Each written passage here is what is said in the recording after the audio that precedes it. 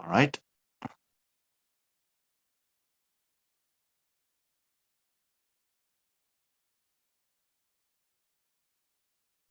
Yeah, looks like we are on YouTube. Okay, sure. And so I need to have my permission back to share the slide. Right. I will come back to you.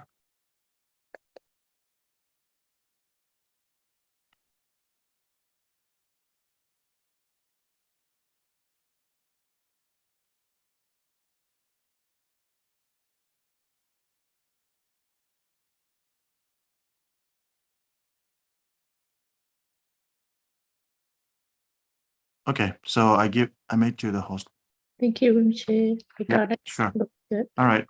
Okay, so I shared the link to YouTube in case anyone want to watch that. It's on the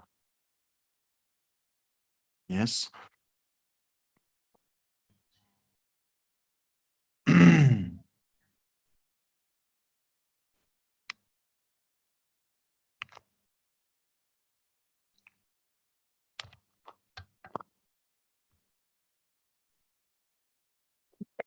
We're gonna do Yes.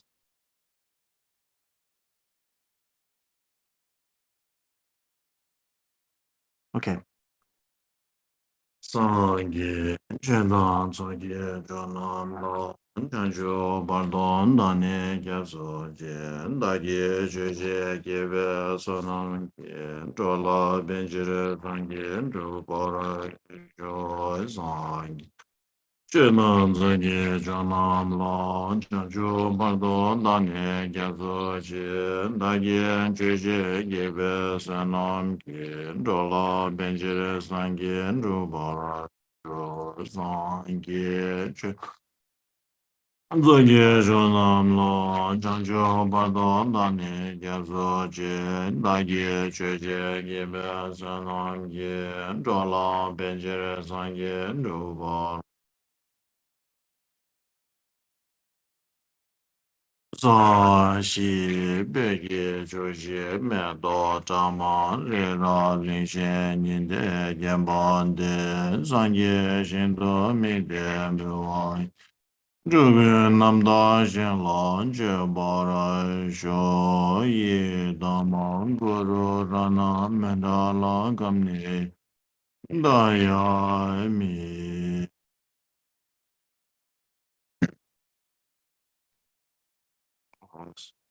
Yeah, thank you.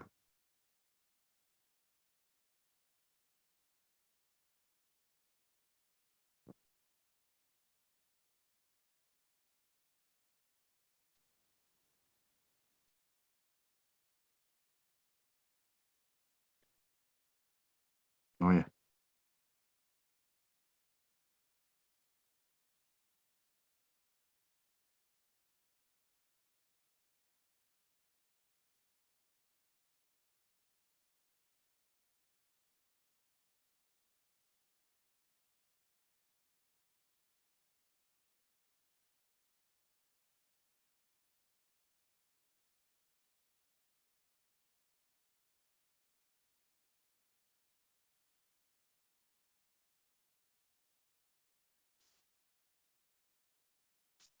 Mm. Oh yeah. So we will follow up from last week. So before we begin, please set your motivation to what we call the Bodhisattva's motivation, which is to dedicate the next 1 hour or so for the sake to become enlightened, to become fully enlightened Buddha for the sake of all sentient beings. So there's a twofold goal here.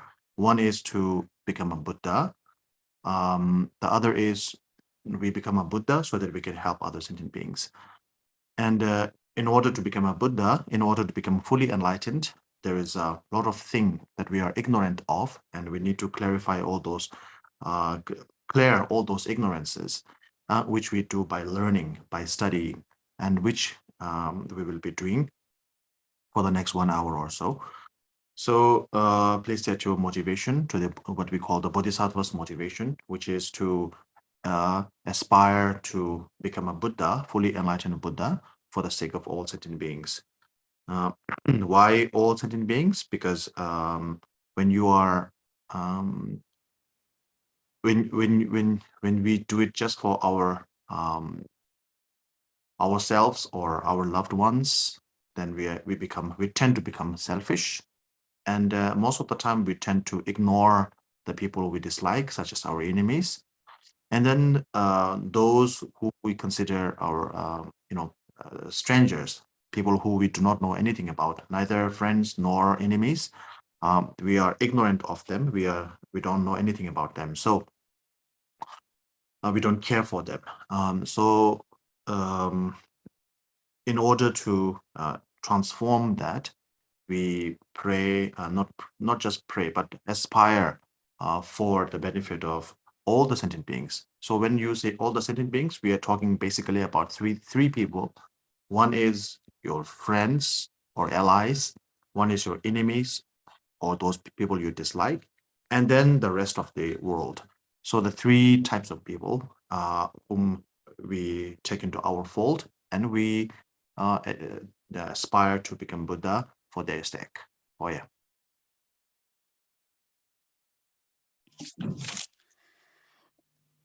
Và chúng ta tiếp tục bài khóa của lần trước. Và trước khi bắt đầu thì chúng ta hãy phát khởi một động cơ Bồ đề. Bồ đề tâm đó là mong muốn đạt được giác ngộ vì lợi lạc của hết thảy chúng sinh, đặc biệt là trong 1 giờ học tiếp theo. Và như vậy thì chúng ta có 2 mục đích. Thứ nhất là chúng ta đạt được Phật quả để mong muốn giúp đỡ chúng sinh.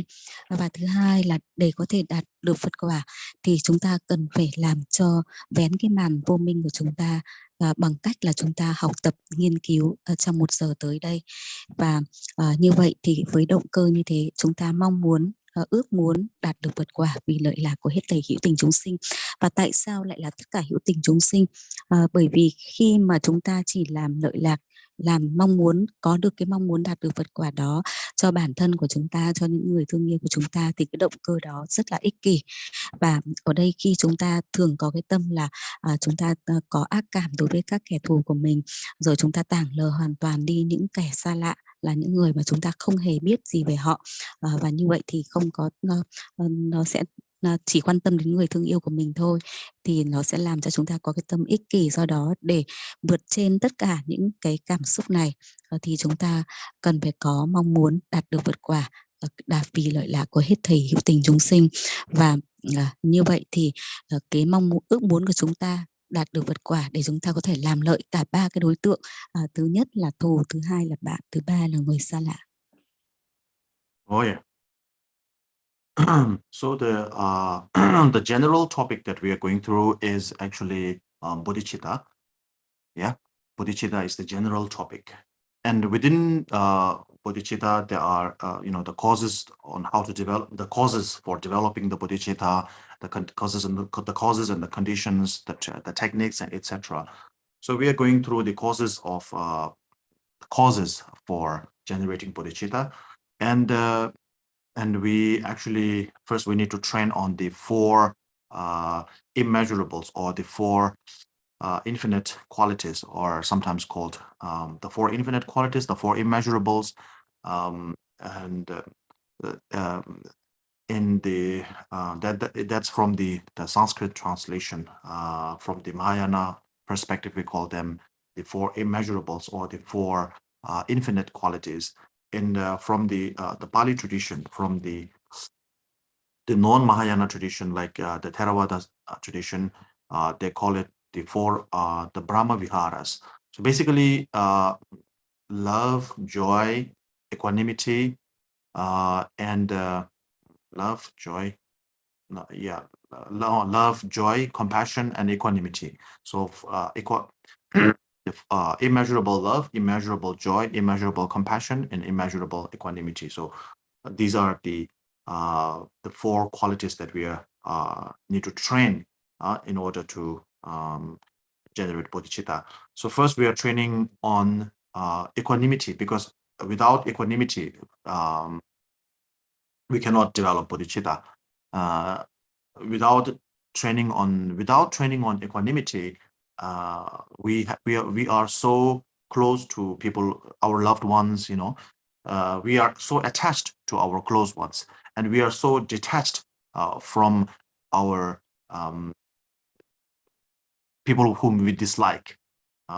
And basically, we in the Dharma we call them friends and enemies. So we are so much attached to our friends, and we are so much detached or detested with our enemies.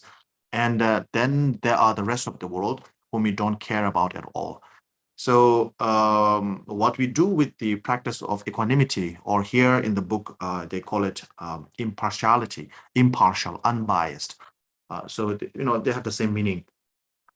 So here the chapter is, they call it the subtext it's called meditation on impartiality. So we call it impartiality, sometimes we call it equanimity. Basically they are both the same thing. So we are setting a level ground, setting the ground to practice compassion, which is the cause for bodhicitta, towards your enemies, your friends, and your strangers. So basically, the three types of people, to look at them as equals, look at them in an impartial and unbiased manner. So in order to do that, we need to contemplate, because if you tell people, yeah, your friends and your enemies are all same, if you just tell them, then nobody is going to accept it. But if you explain your reason for saying that, then there is a high chance that people might be able to develop equanimity for enemies as well as friends. So for that reason, the chapter that we are covering today is on impartiality.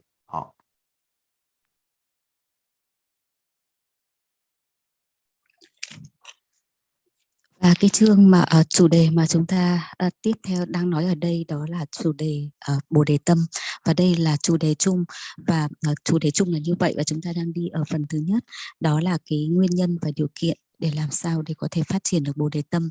Và để có thể phát triển được Bồ đề tâm thì ở đây chúng ta cần phải rèn luyện tâm của mình theo 4 cái khía cạnh, và hay gọi là 4 cái toàn hảo, không lỗi lầm, và 4 cái gọi trong Đại Thừa thì được gọi là 4 vô lượng, hay là 4 cái tâm gọi là vô lượng vô hạn. Và cũng ở trong cái Phật giáo mà không phải là Đại Thừa, ví dụ như là Thừa Nguyên Thủy, người ta cũng gọi là từ và bi hỷ xả, từ vô lượng, bi vô lượng, hỷ vô lượng và xả vô lượng. Và để có thể rèn luyện được tứ vô lượng này thì trước hết chúng ta cần phải rèn cái tâm gọi là tâm xả trước, bởi vì nếu như không có tâm xả thì chúng ta sẽ không thể nào phát khởi được Bồ đề tâm. Và thường cái tâm bình phàm của chúng ta nó luôn luôn muốn gần gũi những người thân yêu, hay chúng ta gọi là trong Pháp chúng ta gọi là bạn, và chúng ta luôn luôn muốn xa lánh những cái người mà chúng ta không thích, ghét bỏ, và ở đây trong Pháp được gọi là thù. Và còn đối với những người còn lại thì trong Pháp được gọi là những kẻ xa lạ, thì chúng ta dường như tảng lờ họ và không có quan tâm. Và như vậy thì để có thể phát triển được cái Bồ đề tâm, trước hết chúng ta phải có cái tâm gọi là tâm bình đẳng, hay là tâm gọi cách khác là không có thiên vị, một cách bình đẳng như nhau cho tất cả 3 đối tượng trên. Đó là một cái nền tảng để chúng ta có thể thực hành phát khởi được Bồ đề tâm. Bởi vì chúng ta cần phải nhìn nhận cả 3 đối tượng là thù, bạn và xa lạ này ở trên một mức độ bình đẳng, thì chúng ta từ đó mới khởi được tâm Bồ đề. Và để làm như thế thì chúng ta phải quán chiếu rất là kỹ cả 3 đối tượng này. Bởi vì thông thường nếu như trong tâm bình phàm của chúng ta tự nhiên mà cho rằng thù, bạn và người xa lạ là giống như nhau, thì cái điều đó chúng ta sẽ không thể nào chấp nhận được. Do đó nên là khi mà chúng ta phải có cái sự quán chiếu về 3 đối tượng này và thấy rằng tất cả đều là ở bình đẳng như nhau, không có thiên vị, thì lúc đó chúng ta mới có thể dễ dàng phát khởi Bồ đề tâm.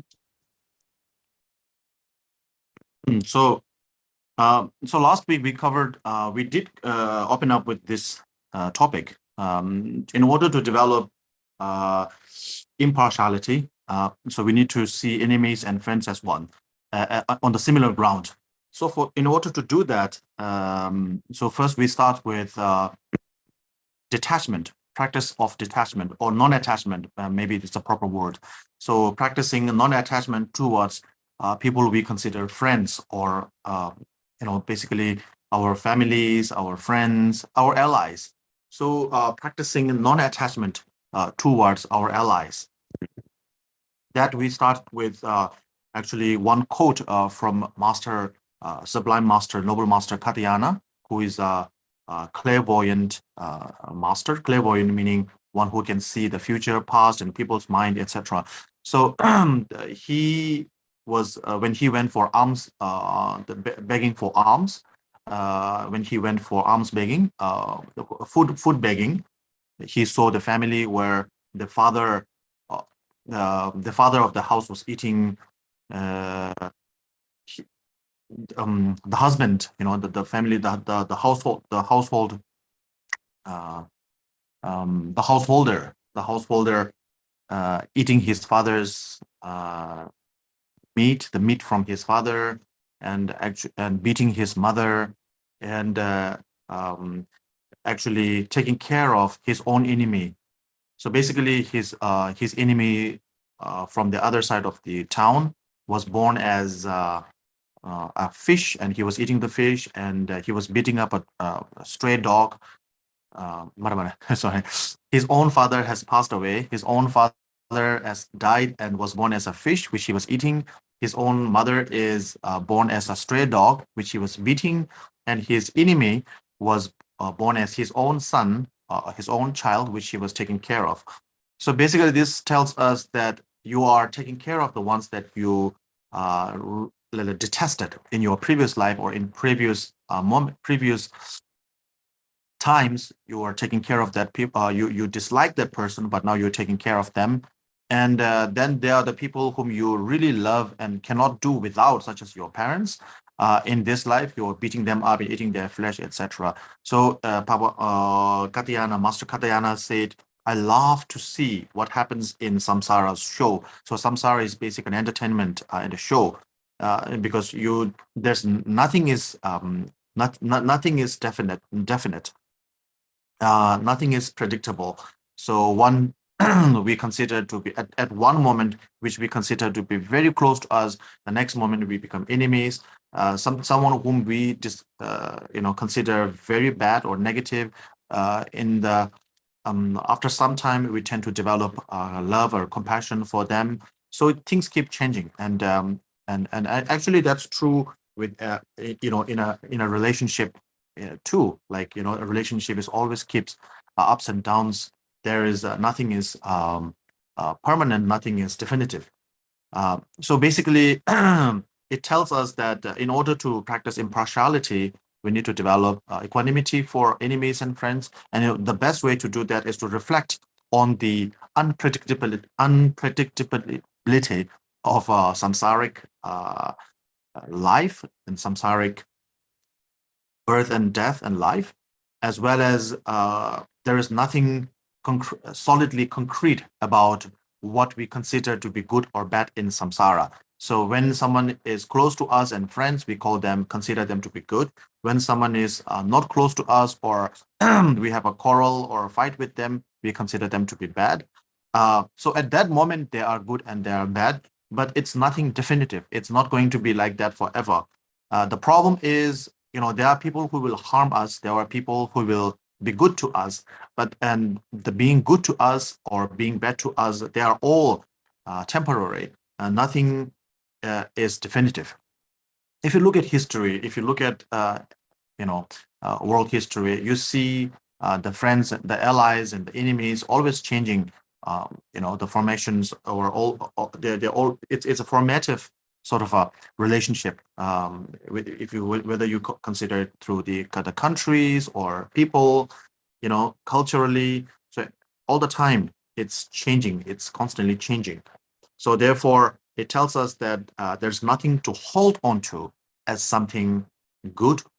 Hold on to meaning to grasp on it, not to let it go. To hold on to something concretely, saying this is good and this is bad. So for that, we covered the story of Katyayana.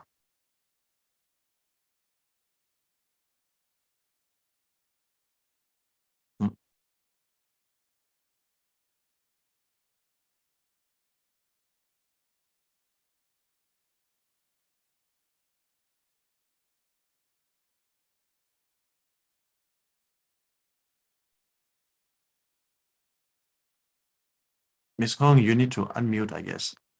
I'm sorry, Rinpoche là. Và buổi tuần trước thì chúng ta đã dừng lại ở chủ đề đó là làm sao để chúng ta phát triển, rèn luyện được cái tâm xả, và làm sao để chúng ta có thể nhìn được là bạn thù cũng cùng là giống nhau, cùng là bình đẳng như nhau, cùng là trên một nền tảng. Và để có thể làm được điều đó thì chúng ta cần phải rèn luyện cái tâm không có bám chấp vào những người bạn của chúng ta, hay nói cách khác, những người bạn ở đây đó là gia đình của chúng ta, gọi là phe phái của chúng ta, rồi là bạn bè của chúng ta. Chúng ta phải rèn cái tâm là không bám chấp vào họ. Và ở đây trong cái câu chuyện của lần trước, đó là đấng siêu phàm Kajana, thì khi mà ngài là một bậc thầy siêu phàm, và là một bậc thầy có cái gọi là tiên tri, nhìn thấu cái thấu thị, nhìn thấu quá khứ, hiện tại và vị lai. Và trong một lần ngài đi ăn xin ở một cái ngôi làng gọi là đi khất thực, thì ngài đã nhìn thấy là cái người chồng, cái người làm chủ gia đình đó đang ăn thịt cha và đánh đuổi mẹ và nâng niu kẻ thù bất trong cái lòng của mình. Và như vậy thì ngài nhìn thấu được rằng cái người đang làm chủ gia đình đó, cái người đàn ông đang làm chủ gia đình đó đã ăn thịt chính cha của mình, và cha của người đàn ông đó khi mà qua đời đã tái sinh là một con cá, và anh ta đang ăn thịt chính cha của mình. Và cái người mẹ là khi mà qua đời thì đã tái sinh làm con chó, và anh ta đã đang đuổi đánh mẹ của chính mình, đó là con chó, và anh ta lại ôm ấp trong tay chính cái kẻ thù đời trước của mình. Kẻ thù đời trước của anh ta đã tái sinh làm chính con của anh ta. Và như vậy thì khi mà chúng ta nhìn được cái câu chuyện đó, đó là chúng ta cần phải có được một cái nhìn để làm sao chúng ta bỏ khỏi cái bám chấp vào những người đối tượng, là ví dụ như là những cái người mà chúng ta thương yêu, những người mà chúng ta coi là bạn bè. Và khi mà ngài Katanatha đã nhìn thấy toàn bộ cái bức tranh trong gia đình đó, thì ngài đã nói rằng thật nực cười khi thấy cái sự hiển lộ là vô cùng là phong phú ở trong cái cuộc sống luân hồi. Và bởi vì là mọi thứ đều luôn luôn đổi thay. Khi mà một cái người mà chúng ta cảm thấy gần gũi, khoảnh khắc này chúng ta cảm thấy gần gũi và chúng ta coi đó là bạn bè, nhưng mà rồi tiếp theo cái khoảnh khắc đó lại mất đi, rồi người đó chúng ta lại cảm thấy ác cảm và biến thành kẻ thù của chúng ta. Rồi có những cái lúc mà đối với những người chúng ta coi là xấu đối với chúng ta thì lại thay đổi, lại trở thành những cái người mà chúng ta thương yêu. Như vậy thì mọi thứ ở trong luân hồi, mọi thứ luôn luôn đổi thay. Ngay kể cả các mối quan hệ cũng có đôi lúc thăng trầm lên xuống, và mọi thứ không có gì là tồn tại chắc thực, và không có cái gì là chắc chắn cả, nó luôn luôn biến động và luôn luôn vô thường. Và như thế do đó nên là chúng ta cần phải có, để rèn luyện được cái tâm xả thì trước hết chúng ta cần phải có được nhìn được cái sự vô thường của cuộc sống. Chúng ta nhìn thấy được trong cái cuộc sống luân hồi có sinh có tử, rồi có thăng có trầm, có lên có xuống, và mọi thứ ở đây đều không chắc thực, không có cái gì là chắc thực hết. Và ngay kể cả đối với những người mà chúng ta thương yêu, những người mà chúng ta gần với chúng ta và làm những cái điều mà chúng ta thích chẳng hạn, thì chúng ta coi người đó là tốt. Rồi những cái người mà không theo chúng ta hay làm những cái điều mà trái ý chúng ta coi đấy là xấu. Như vậy thì đối với cái tâm bình phàm của chúng ta luôn luôn có cái tốt, luôn có cái xấu. Và ở đây thì để rèn luyện được cái tâm xả đó thì chúng ta không nên nhìn theo cái cách đó, không nên nhìn nhận theo mọi thứ đều là chắc thực, đều là mãi mãi, mà ở đây tất cả những ai mà tốt với chúng ta, những ai xấu với chúng ta, tất cả chỉ là tạm thời, nhất thời mà thôi. Và chúng ta cứ nhìn lại trong toàn bộ các lịch sử mà xem, ngay kể cả cái mối quan hệ giữa bạn và thù, mọi thứ đều luôn luôn luân chuyển và thay đổi, không có gì là chắc chắn xác thực hết. Rồi ngay cả các mối quan hệ giữa trong gia đình, rồi thậm chí là rộng hơn là các quốc gia cũng như vậy, các cái mối quan hệ cũng luôn luôn thăng trầm và nó thay đổi. Nên là khi mà nhìn nhận được như vậy thì chúng ta thấy rằng không có cái gì để nắm, không có cái gì để giữ, và không có cái gì là đông cứng chắc thực, không có cái gì là chắc chắn là tốt là xấu. Và khi mà chúng ta nhìn nhận được và quan sát được những thứ đó thì chúng ta mới có thể làm được, phát triển được cái tâm xả. Và đó chính là cái khép lại cái câu chuyện của Đức Tadajana. Oh yeah, so that was last week. So this week, so there was another story that Master Pedro Rinpoche is telling us. So another story is that of the Princess Pamacel. Princess Pamacel is the princess, the daughter of King Trisong Delsen. So those of you who are not familiar with Trisong Delsen, so in Tibet, one of their what we call the great Dharma kings of Tibet. So there was one king by the name of Trisong Delsen. So so we usually call them the three the triumvirate of the master, the abbot, and the king. So the king is Trisong Delsen, the master is Padmasambhava, Guru Rinpoche, and the abbot is Master Shandarakshita. So the king Trisong Delsen wanted to bring Buddha Dharma. So he's in 8th century. So in 8th century, he wanted to bring the flourishment of Buddha Dharma in Tibet happened in 8th century. Before that, there was very few people who do practice Dharma, but not in a large scale. So King Trisong Delsen brought, in order to make the Buddha Dharma flourish, he brought the king. He brought the teacher. He brought the teacher who is known as the abbot. So the abbot, Master Shandarakshita, to Tibet. So when he came to Tibet, he faced many obstacles, and because he is a monk, there are many of the obstacles. It's not like he cannot, but he dare not pacify them. So there are many obstacles which need to be pacified, which he could not do as a monk. He has the capability, but he does not have the sort of, so that's why Master Padmasambhava, Guru Rinpoche, was also invited to pacify all the obstacles. And Guru Rinpoche, the Trisong Delsen, and Shandarakshita. So these three are known as the triumvirate of the king, the abbot, and the master. So the three of them. So they have been together in many past lives in order to serve the Dharma and to serve the Dharma and save people. In this case, in this particular case in Tibet, in the 8th century, they both came in this sort of the same time. Like Trisong Delsen was the king of Tibet. Shandarakshita came to teach the Dharma, and the master Padmasambhava came to help to protect and to preserve, to protect the Dharma. So during that time, King Trisong Delsen has one daughter, whose name is Pema Sel. So Pema Sel passed away. She died. And she died very early, maybe in the 20s or something. So when she was on her deathbed, she told at that time Master Padmasambhava is there. So she told that the king said to the Master Padmasambhava that my daughter, Pema Sel, she must be very lucky. So she's on her deathbed, she's about to die. So he told the master, I think my daughter is very, very lucky.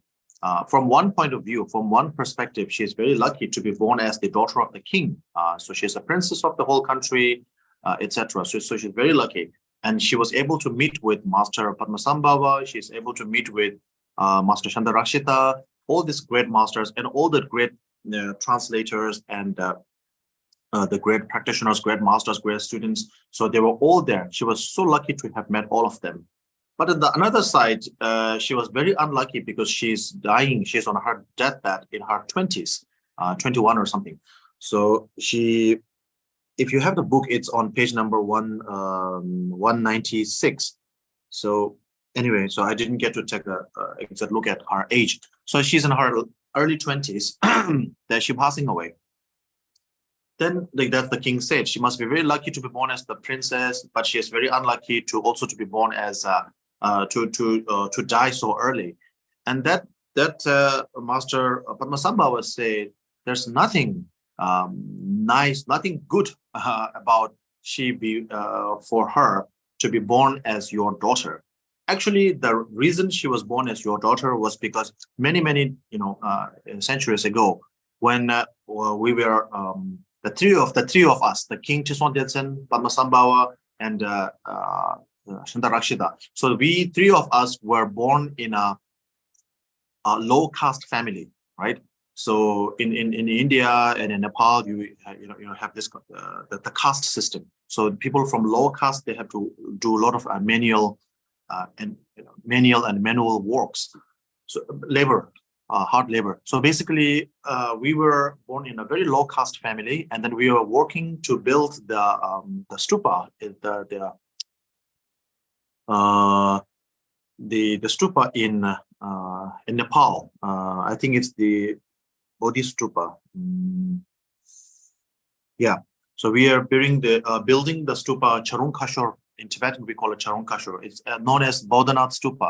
It's the most iconic stupa in Kathmandu. So when you search for the a picture of Kathmandu on the internet, you will find the Bodhanath stupa. So in local language, they call it Bodhanath stupa. In Tibetan, we call it Charunkashor. So basically, the Cheswan Detsen, Padmasambhava, and Chandarakshita were born as low caste boys, and they were working. They were building the stupa, and during one of those time, unconsciously, the King Cheswan Detsen, so he was very hot and sweating. So then there were a lot of flies, and the King Cheswan Detsen actually, just waved to wave away one of the flies that is actually disturbing him. And while doing so, he actually killed one fly. And that fly was when he killed the fly, Cheswan Detsen actually make a karmic connection, a karmic debt towards that fly, because he made the fly die before its time, untimely death. So he was responsible for the untimely death of that fly, and the karmic debt actually made him endure the fly being born as his own daughter. So he was able to have a daughter, very happy about that. And then he has to lose the daughter. So when he loses the daughter, that's his child, he has so much pain because he's losing his daughter.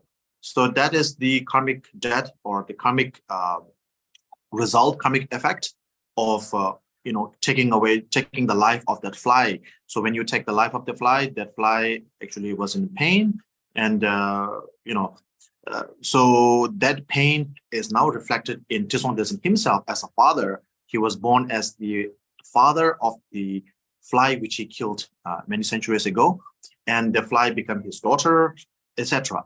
So that's what Padmasambhava said. So there's nothing, she did not come back. She did not become your daughter because of her good karma or anything. She became your daughter because of your karmic debt that you owe towards that fly which you killed. So because of that, she was born as your daughter.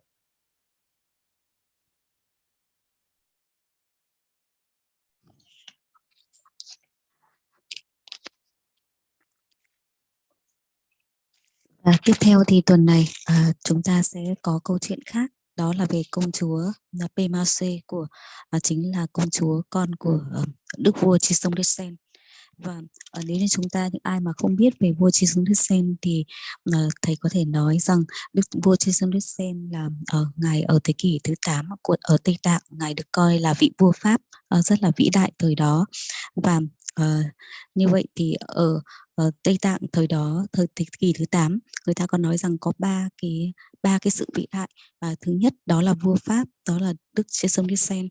Thứ hai là đại đạo sư Padmasambhava là đức Liên Hoa Sinh, và thứ ba là ngài Tịch Thiên. Và như vậy thì đối với cả ở trong lịch sử khi mà thời thế kỷ thứ 8, lúc đó thì có rất ít người ở nước Tây Tạng là có thực hành Phật giáo, và do đó nên là để phát triển Phật giáo ở đất nước mình thì đức vua Cheswan Detsen đã thỉnh mời một vị Vimala Mitra đã từ Ấn Độ sang để có thể điều phục các cái tinh linh ở vùng đất của mình và điều phục mọi cái chướng ngại để xây dựng, để có thể phát triển tăng đoàn và phát triển Phật giáo ở Tây Tạng. Nhưng mà không phải khi mà vị vua mời Vimala Mitra sang Tây Tạng thì khả năng của ngài rất là giỏi, nhưng mà ngài lại không có thể hàng phục được và giải quyết được tất cả những cái chướng ngại đó. Nên là sau đó thì Đức vua Chư Sen đã mời đạo sư Liên Hoa Sinh đến, và khi mà đạo sư Liên Hoa Sinh đến này thì ngài đã hàng phục được mọi chướng ngại và đã thiết lập cũng như là phát triển được Phật giáo của Tây Tạng. Do đó nên là vua Chư Sen được coi là người đã thiết lập được Phật giáo của Tây Tạng và đồng thời đã cứu độ được rất nhiều người dân Tây Tạng. Và như thế thì ở cái thời sau đó lên là cái thời thế kỷ thứ 8 đó có ba cái sự vĩ đại đó, đó chính là đạo sư Liên Hoa Sinh và Đức vua là người đã bảo hộ và phát triển giáo lý ở Tây Tạng. Thứ hai là Đức vua Chesson Sen được gọi là vua Pháp, và thứ ba là vị thầy giảng dạy giáo Pháp là ngài Tịch Thiên. Và khi mà khi mà con gái của Đức vua Chesson Sen đó là công chúa Pemase đã qua đời, và công chúa qua đời ở cái tuổi rất là sớm, chắc khoảng tầm 20-21 tuổi gì đó. Và khi đó thì Đức vua Chesson Sen đã đến gặp Guru Rinpoche và nói rằng con gái của con thì thực sự rằng rất là may mắn bởi vì đã sinh ra được làm công chúa và là công chúa của toàn bộ vương quốc này. Và thứ hai, sự may mắn thứ hai đó là được gặp giáo Pháp, được gặp rất là nhiều các cái vị dịch giả, rồi cả ngài Tịch Thiên, rồi cả Guru Rinpoche. Và như thế đó là sự may mắn của công chúa. Nhưng mà tại sao lại mất sớm như vậy? Thì lúc đó đạo sư Liên Hoa Sinh đã trả lời rằng cái việc sinh ra làm công chúa trong gia đình của nhà vua Chesson Sen không phải là một cái điều tốt lành. Cái mối quan hệ đó không phải là một cái điều tốt lành, bởi vì rằng ở trong cái thời quá khứ cách đây rất là lâu, khi mà Đức Liên Hoa Sinh và Đức Santi Deva, đó chính là ngài Tịch Thiên, và thứ ba đó là Shandarakshita, not Shantideva. Sandarakshita. Sandarakshita, xin lỗi, không phải là ngài Tịch Thiên, và Sandarakshita và Đức Liên Hoa Sinh và vua Chesson Sen là ba người anh em sinh ra ở trong một gia đình, gọi là ở cái tầng lớp gọi là hạ tiện. Và khi mà đã làm việc và cùng nhau xây dựng cái đại bảo tháp gọi là Kính Tạng, được gọi là Sajum Castle, và còn trong thời đại ngày nay thì được chính là bảo tháp Kathmandu ở Nepal.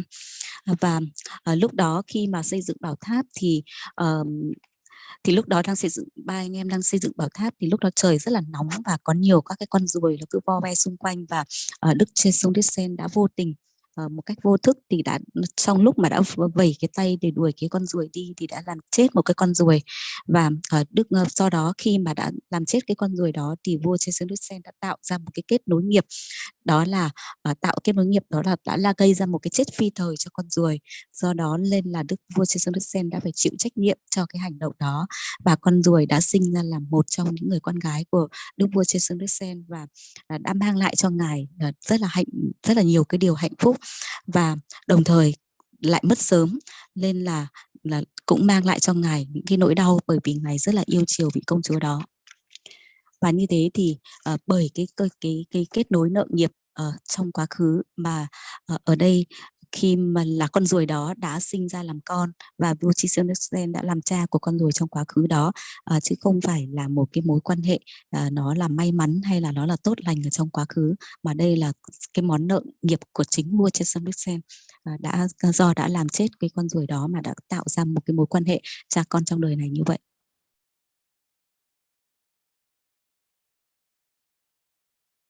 Oh yeah. So then so this tells us that so basically nothing is permanent, so therefore nothing is predictable at the same time. So those who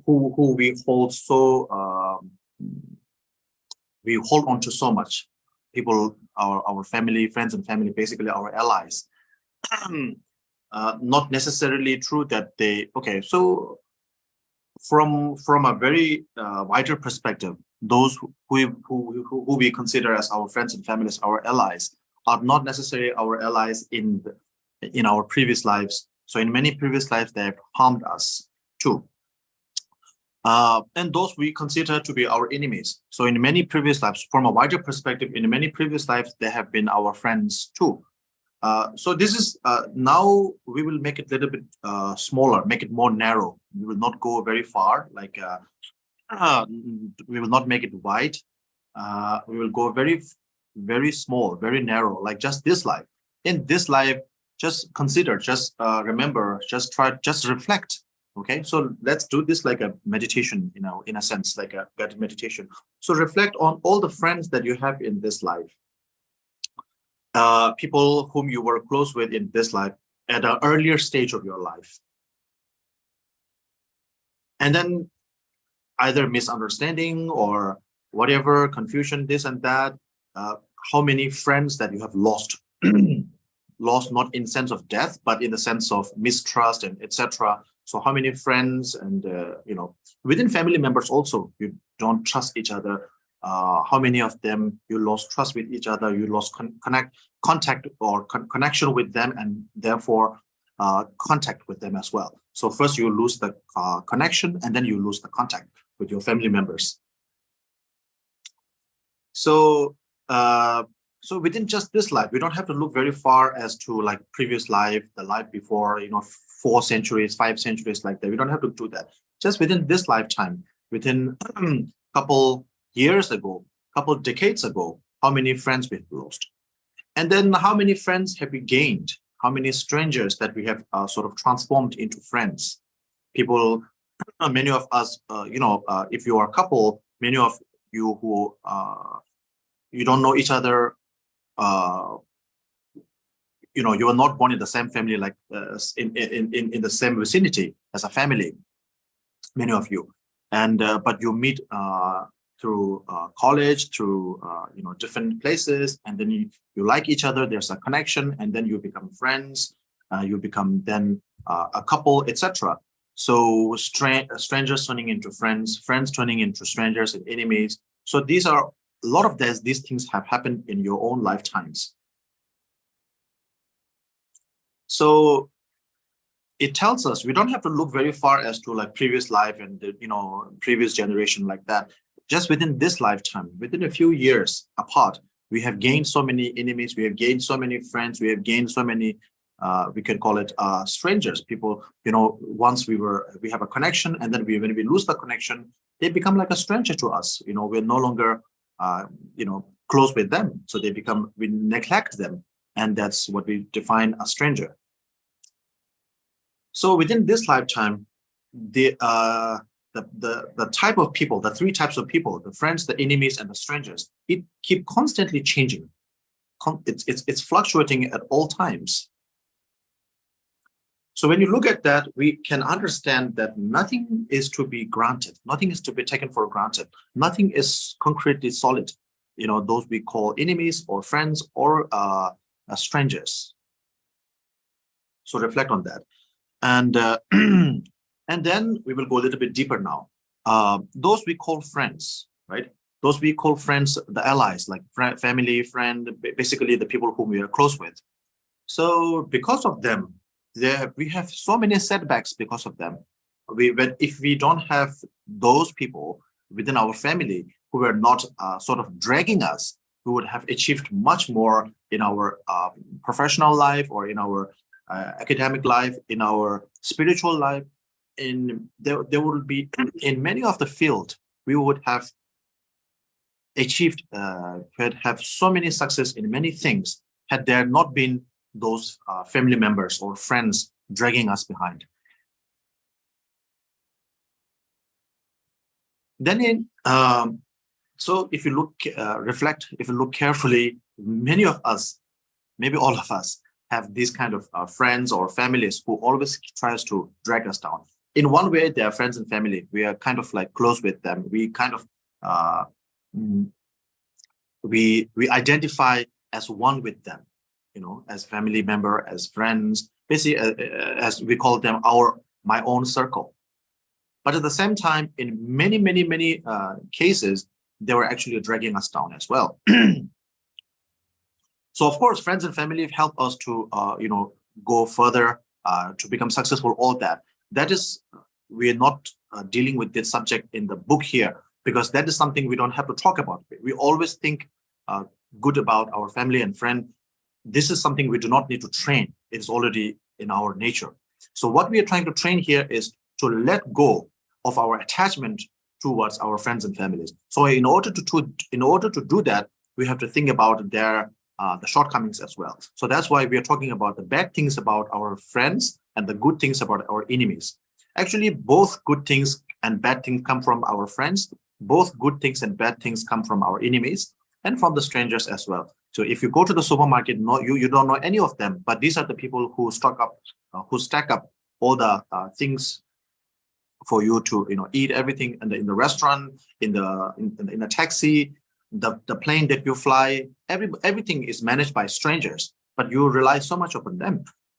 So there's good and bad about everything, but we are focusing on the shortcoming, the negative side of our friends, because only by reflecting on that, in today's time, we call them pros and cons. So when we sort of weigh in the pros and cons, then we will be able to, we will able to loosen the grip of our attachment towards the so-called friends and families. So, so reflect on those things. Reflect on how many, on how many occasions our own circle, my type of people, right? Friends, families, relatives, how many times they have been dragging us down spiritually, financially, emotionally, and a lot of time emotionally, it happens, right? Our family, many a times, our closest family members, they drag us down emotionally a lot. And so these, so when you are dragged down, when you are, these are sort of like the consequences that you are paying, karmic debt that you are paying for inflicting harm and pain to those people in your previous lives. So the people who were your families and friends in this lifetime, many of them were your friends and families. You were in contact with them due to good karma. Many of them you have to deal with them because of your bad karma. Even your family member, it can be your parents, it can be your children, it can be your brothers, sisters. So we see a lot of sibling, not just sibling rivalry, but like brothers killing each other, right? So these are basically enemies from previous lives who were born. We have to deal with that now. It's something that we had to endure as your brother, as your sister, as your parent, as your children. So there are many parents who are cruel to their children, many children who are cruel to their parent.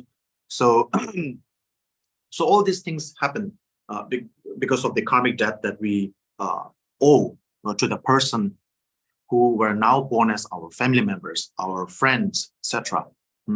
So therefore, cultivating, having strong attachment towards your family and friends, basically your allies, is not worthwhile.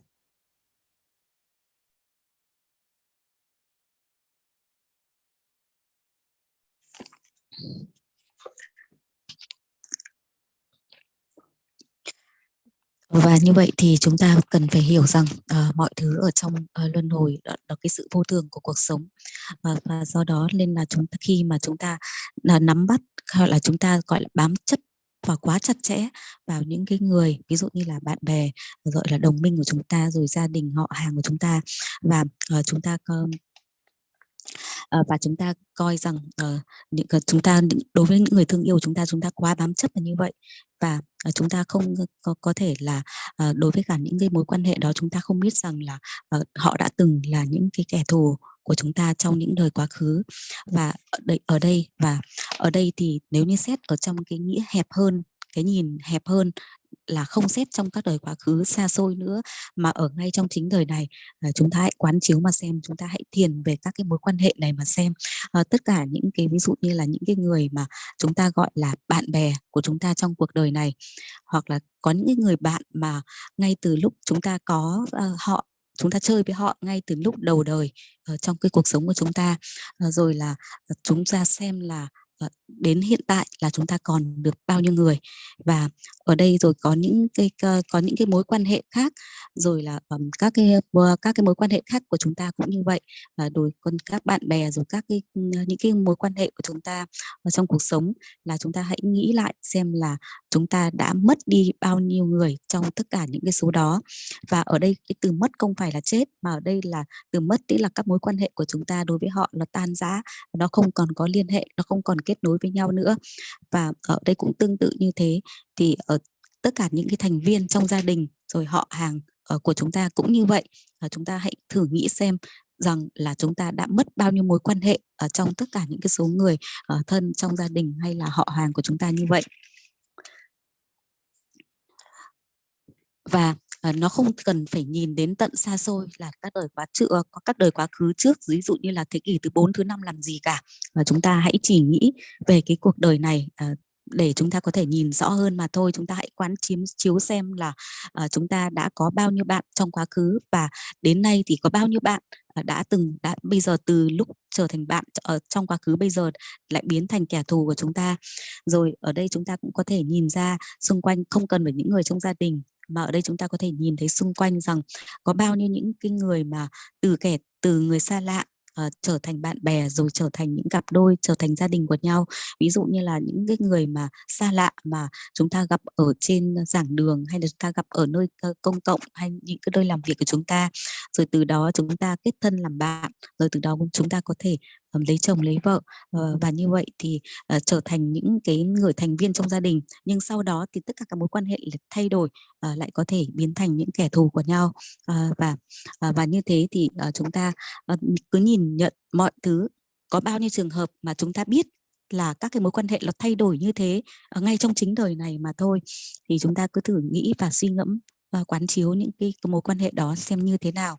Và như thế thì đối với cả những cái người mà chúng ta đã từng có bao nhiêu bạn, rồi chúng ta đã từng có bao nhiêu mối quan hệ, nhưng sau đó những người bạn lại có thể biến thành những kẻ thù, rồi chúng ta lại có thể xa lánh họ, rồi là chúng ta đấu tranh với họ, rồi chúng ta lại biến thành những người xa lạ, trở thành những người xa lạ của nhau. Như vậy thì chúng ta thấy rằng ba cái kiểu người: thứ nhất là bạn, thứ hai là thù, thứ ba là kẻ xa lạ. Cái mối quan hệ giữa ba cái khái niệm này nó không có xác thực, nó luôn luôn thay đổi theo mọi lúc, mọi thời gian, mọi thời điểm. Và được chúng ta hiểu rằng, và có những tất cả những cái mối quan hệ đó thực sự rằng nó không có xác thực, nó không có bền vững. Và như vậy thì đối với nên là ba cái khái niệm này luôn luôn có thể thay đổi: kẻ thù, bạn hữu và người xa lạ. Và ở đây khi mà chúng ta có thể nhìn một cách sâu sắc hơn, là chúng ta thấy rằng những cái người mà chúng ta yêu thương, những cái người ví dụ như là bạn bè, rồi gia đình của chúng ta, rồi đôi khi có những trường hợp mà chính những người mà chúng ta yêu thương này đã làm cho chúng ta tan vỡ, đã làm cho chúng ta rất là buồn, rồi là gây cản trở cho tất cả các cái sự thành công của chúng ta. Chúng ta cứ thử suy ngẫm lại mà xem, rồi có bao nhiêu chúng ta trong những cái họ đã từng là những người mà gây chướng ngại, rồi ngăn cản tất cả những cái thứ mà chúng ta mong muốn có được cái sự thành công trong cuộc đời này. Ví dụ như là trong mọi lĩnh vực, ví dụ như là trong các cái lĩnh vực mà chúng ta tài chính, rồi là trong các lĩnh vực và ngay kể cả thực hành tâm linh. Và họ có thể là những cái người mà có thể gây cản trở cho chúng ta rất là nhiều. Do đó nên là tất cả những cái người bạn hữu, rồi là những thành viên trong gia đình, chúng ta coi họ là những người thân thiết, thậm chí chúng ta gọi là một với họ, và coi họ là ở phe của chúng ta, là thì ở đây tất cả những cái trường hợp đó chúng ta hãy thử suy ngẫm là có bao nhiêu trường hợp mà đã từng gây những cản trở, những khó khăn cho chúng ta trên cái con đường của chúng ta. Và ở đây không đề cập đến cái khía cạnh tốt xấu, rèn luyện theo cái mặt tốt ở trong sách có nói, mà ở đây chúng ta nói về cái sự tốt và sự xấu. Thì ở đây chúng ta cần phải buông bỏ những cái bám chấp của chúng ta đối với cả những bạn bè, người thân của chúng ta. Và ở đây chúng ta cần phải nhìn theo khía cạnh xấu và tốt ở cả bạn, ở cả kẻ thù và ở cả người xa lạ. Và như thế chúng ta hãy thử lấy một ví dụ. Chúng ta có thể thấy rằng đối với những người mà chúng ta coi là xa lạ đi chăng nữa, thì chính những người này lại giúp đỡ chúng ta. Ví dụ như là trong các cái siêu thị, rồi trong nhà hàng, rồi ngay cả trên máy bay, rồi trên taxi. Rất là nhiều người mà chúng ta coi là xa lạ đó, họ lại giúp cho chúng ta rất là nhiều các cái việc khác. Do đó ở đây đối với cả những cái người mà chúng ta thương yêu thì chúng ta cũng có thể nhìn thấy những cái khía cạnh xấu hay là những khía cạnh tiêu cực của những người mà chúng ta gọi là người thân hay là những người mà chúng ta thương yêu đó. Như vậy thì ở đây chúng ta cần phải xét theo cả khía cạnh lợi và hại, những mặt được và những mặt mất của tất cả các cái mối quan hệ này, để làm sao để chúng ta có thể giảm thiểu những cái bám chấp quá mạnh mẽ của chúng ta đối với họ. Và như thế thì ở đây chúng ta, khi mà chúng ta nhìn những cái mặt lợi và mặt hại trong các mối quan hệ này, chúng ta hãy quán chiếu rằng tất cả những cái người mà chúng ta coi rằng những thành viên trong gia đình, những người mà chúng ta coi là bạn bè, ở đây những người chúng ta coi là những người thân thiết thương yêu chúng ta, thì ở đây họ sẽ gây cho chúng ta những cái phiền toái nào, họ đã làm cho chúng ta rồi tan vỡ cả mặt về cảm xúc, rồi cả mặt về tài chính, rồi tất cả các cái khía cạnh khác trong cuộc sống.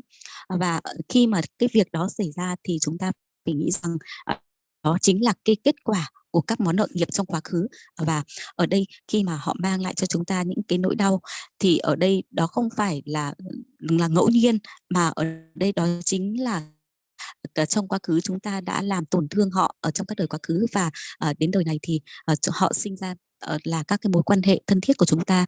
Ví dụ như là chúng ta đã làm tổn thương họ trong quá khứ, đời này họ sinh ra làm ví dụ như là cha mẹ, sinh ra làm anh chị em của chúng ta.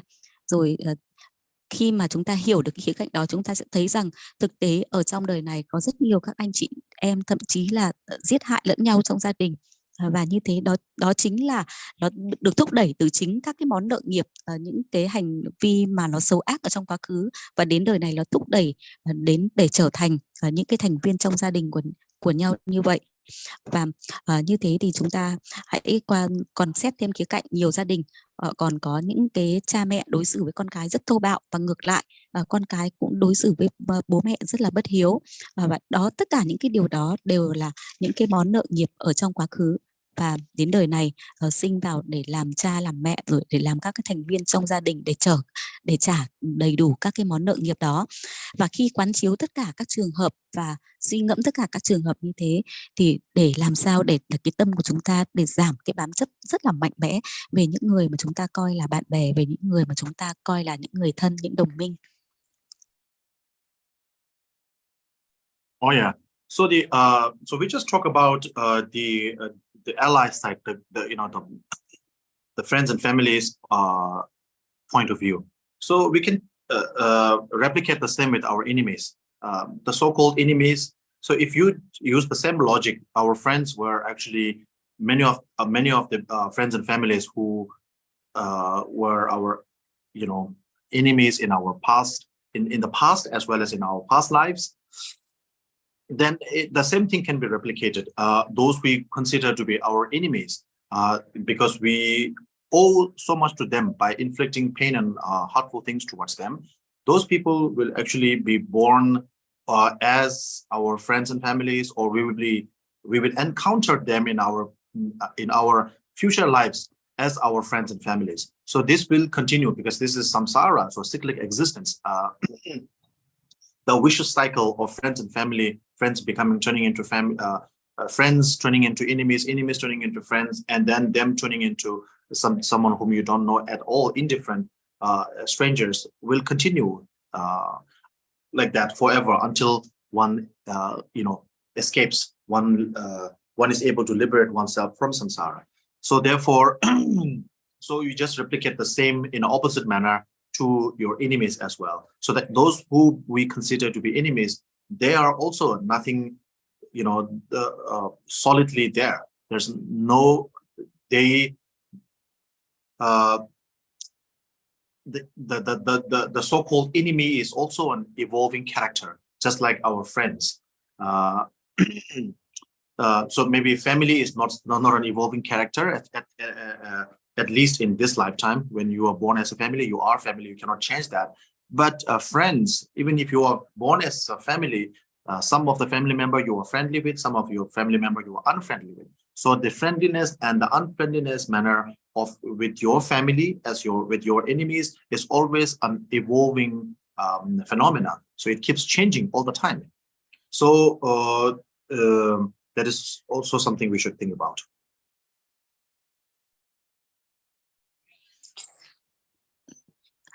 Và ở đây thì tất cả những cái các cái mối quan hệ của chúng ta, ví dụ như là gia đình rồi bạn bè của chúng ta, thì chúng ta vừa quán chiếu theo những cái điều ở trên. Bây giờ là khi mà xét đến cái đối tượng hay là cái kiểu mà chúng ta coi là những người mà chúng ta coi là kẻ thù, thì ở đây đối với cả có thể là họ là những cái kẻ thù của chúng ta trong đời quá khứ, và đến đời này thì họ lại sinh ra làm bạn bè của chúng ta, rồi làm những cái thành viên trong gia đình của chúng ta. Và tất cả những cái người mà trong quá khứ này, đó là trong quá khứ chúng ta đã gây khó khăn, rồi chúng ta đã làm các cái điều ác đối với cả họ, thì và chúng ta gọi đó là kẻ thù. Và thì kiếp này, đời này chúng ta gây những cái điều làm xấu ác và đối với những người mà chúng ta gọi là kẻ thù, và thì có thể tiếp theo là đến đời tương lai chúng ta lại tái sinh ra làm các cái thành viên trong gia đình với nhau, của nhau. Và bởi vì rằng ở đây đó là luân hồi, mà mọi thứ nó luôn luôn quay vòng. Và ba cái khái niệm kẻ thù, thù, bạn và người xa lạ này, nó là một cái vòng quay luân hồi không ngừng dứt cho đến ngày chúng ta thoát khỏi luân hồi thì thôi. Bắt đầu từ kẻ thù, sau đó thì lại mối quan hệ lại chuyển thành bạn bè, rồi là bạn bè rồi trở thành kẻ thù, rồi kẻ thù lại biến thành người xa lạ, rồi là cái vòng quay đó là cứ luân hồi, nó cứ liên tiếp vô cùng tận. Và như vậy thì đối với bây giờ xét xem khái niệm của kẻ thù cũng như vậy. Và những người mà chúng ta coi rằng họ là những kẻ thù của chúng ta, thì cái điều đó nó cũng không có xác thực, nó cũng không có đóng chắc vào đó. Và ở đây đối với cả những cái người mà chúng ta coi là kẻ thù đó, thì ở đây trong đời này họ lại trở thành những cái thành viên của trong gia đình của chúng ta. Và như vậy thì chúng ta phải thấy rằng mọi cái mối quan hệ giữa thù, bạn và người xa lạ này, nó là một cái hiện tượng vô thường, nó luôn luôn biến đổi. So these are the reasons that we should reflect on, for not holding on to our enemies as those who dislike us, our enemies, something concretely bad or negative, and our friends as something concretely good as well. And then now for the technique to how to do the meditation, how to develop that. So this comes on page number 198 on the third paragraph. So you will find that. So you can actually read about it, or basically what you do. What we do is reflect on what we just discussed. So those who we call our enemies, there is no concretely towering evil figure that is actually harming us called our enemies. And those we call, so reflect on that. So keep reflecting on that. So the so-called enemies, in many previous life, they have been our friends and families. And in this life also, many of the enemies that people who become our enemy, first we have a sort of a strong ties with them, and then due to misunderstanding or due to very negative intention from either, maybe it could be from my side, it could be from their side, it could be actually an outsider who is actually instigating a rift between the two of us. Either way, so our friends have turned into our enemies. Our enemies have turned into our friends. So basically, there is nothing reliable, right? Nothing validly reliable about so-called friend as being absolute friends and the so-called enemy as being absolute enemies. So reflecting on that, you will be able to loosen the grasping, okay? The grasping of enemies, the so-called enemies as being absolutely negative, and the so-called friends as being absolutely positive. Absolutely positive meaning we actually, even though it sounds correct, like absolutely positive, but when we try to train it, when we try to think of something as absolutely positive, we usually exaggerate over the actual positiveness of the thing. So when we say absolute, we're actually always exaggerating things. So thinking of your friends and families, your allies as absolutely positive, and your enemies as your absolutely negative. So the absolute negativeness and the absolute positiveness, so both are invalid. So we train on that, reflect on that slowly by slowly. So we can actually do a guided meditation if you have time, but I think we are now ready for Q&A after this. So yeah, so that is by reflecting on that, you will be able to sort of loosen the grip. Okay, so when you loosen the grip, you are actually calming down from extreme exaggeration of good and bad. Okay, evil and bad, evil and good. So so when you calm down, then you are on the level ground, the ground level. You are on the you are successful in leveling, because this is the practice of impartiality, the practice of unbiasedness, the practice of equanimity. So equanimity means making everything level, right, on the same ground, on the similar ground. Oh yeah. So therefore, that we do that by curbing the exaggeration of too good or too bad into making it into the same level. So when we're able to do that, just by having everything on the same level, just having everything on the same level is not sufficient. It's not enough. That is, if you consider everything as equal, your enemies, your friends, your stranger, everything just same, then there is a chance of you becoming indifferent. Okay, so that is what we call mindless impartiality. So this is not mindful impartiality. You become mindlessly impartial. So okay, someone is dying, I don't care. You know, they might be my enemies in past life, so they are dying. Okay, they just die. I don't care. So oh, okay, they're dying. They're just strangers. Okay, so I don't care. There's nothing absolute. So if somebody is dying, so what we care? Everybody dies in samsara. Everybody dies in this world. Everybody is being born and die, born and die, born and die. So there's nothing to hold on to. So why we care? So there is a chance of you becoming mindless impartial. So if you don't, if you're not careful. So what we have to do is, once we are able to get to the ground level, then we have to think of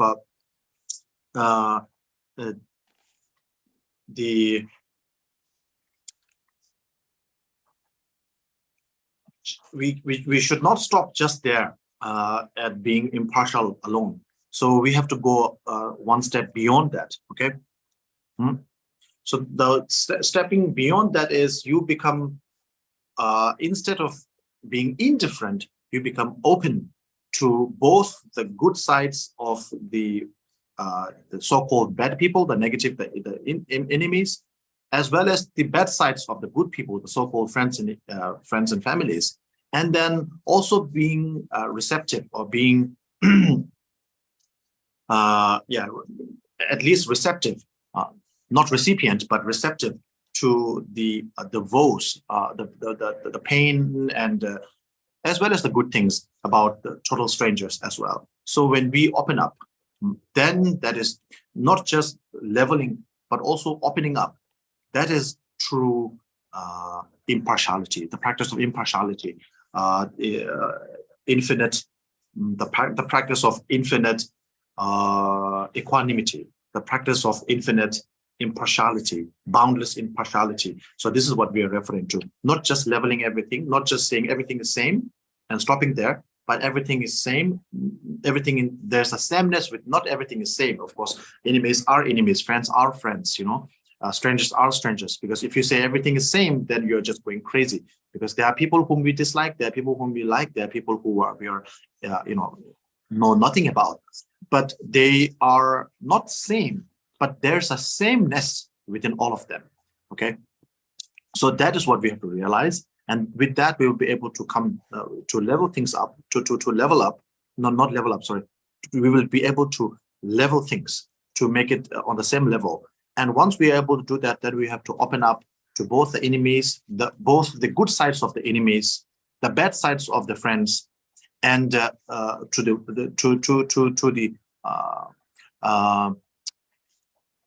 you know, that of the enemies. Sorry, that of the strangers as well. So being able to see the good side of the enemies, being able to see the bad side of the friends, as well as that of the our strangers. So that will actually train. That is the way to train into infinite or boundless impartiality. Now, next we will have Q&A.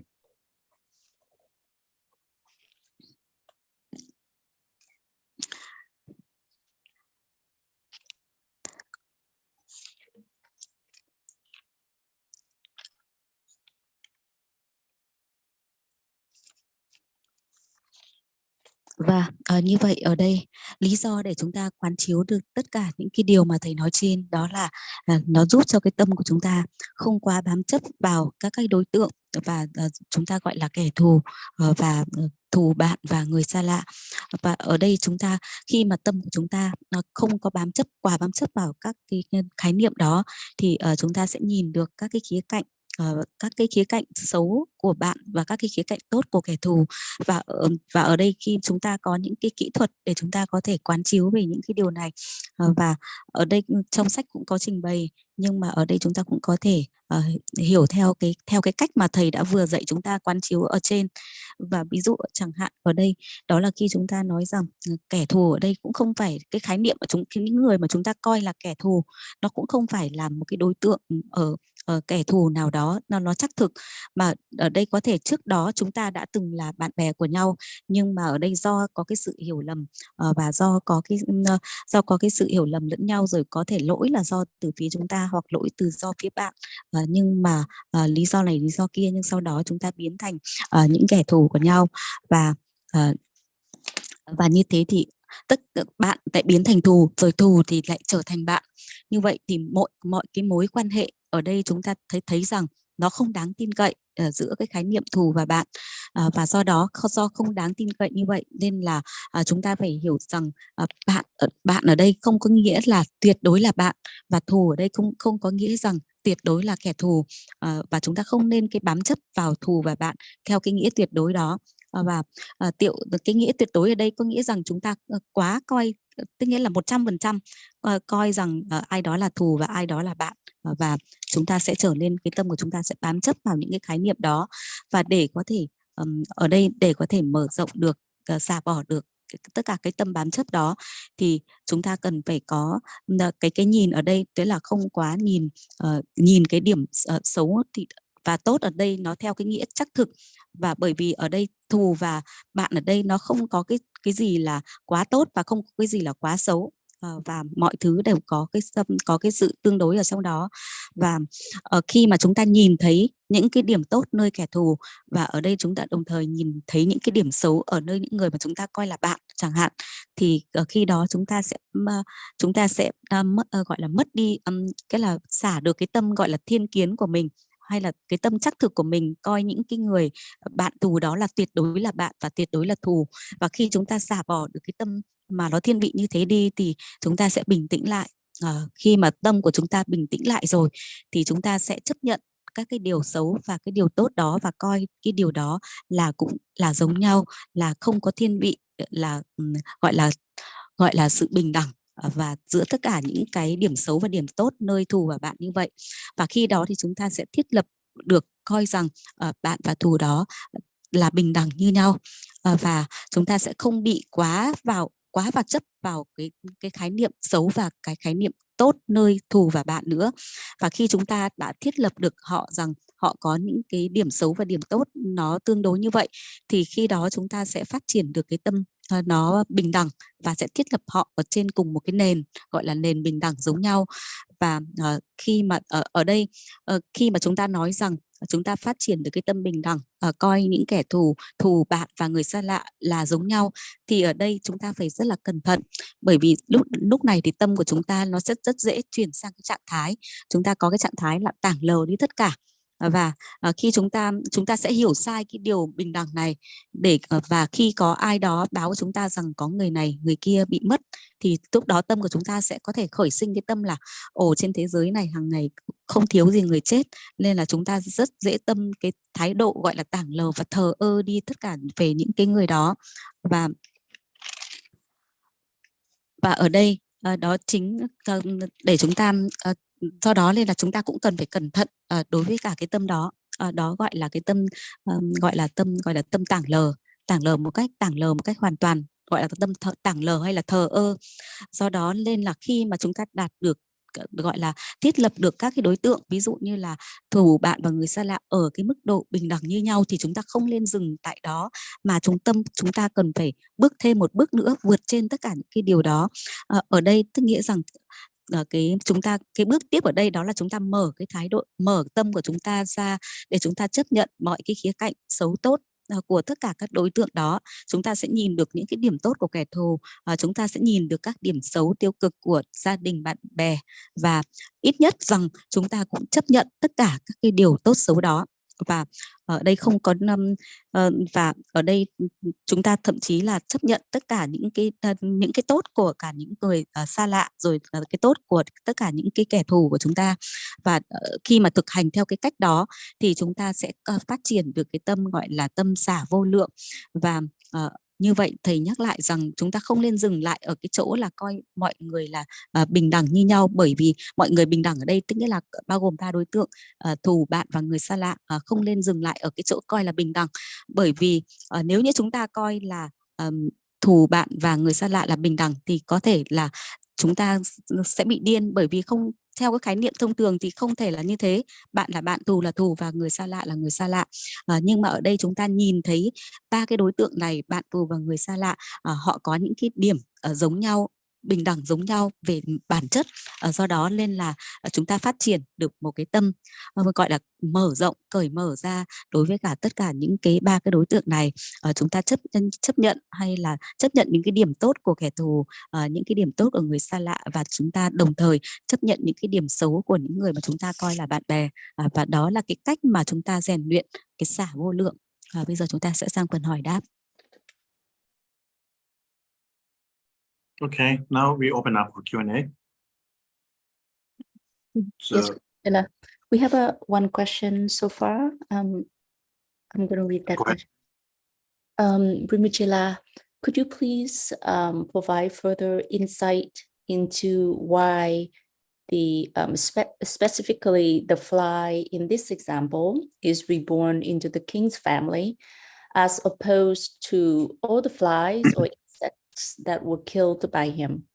Okay. Why was it only this particular fly that experienced this rebirth? Thank you. Oh yeah, sure. Okay, so your question is what? Oh yeah, you need to try to do that. The Vietnamese. Rinpoche, xin thầy từ bi giải thích thêm về cái lý do cụ thể tại sao cái con ruồi ở trong cái thí dụ này được tái sanh lại trong cái gia đình của vị vua, khác biệt với tất cả những cái con ruồi khác hoặc là những cái côn trùng khác mà đã bị giết chết bởi cái ngày này. Tại sao chỉ có một con ruồi này có thể có một sự tái sanh quay trở lại với gia đình của ông ta? Thank you, Rinpoche. Oh yeah. So the princess Pemacel, right? So let's just call her Pemacel. So Pemacel was not born as the king's daughter because the king slapped her. Okay.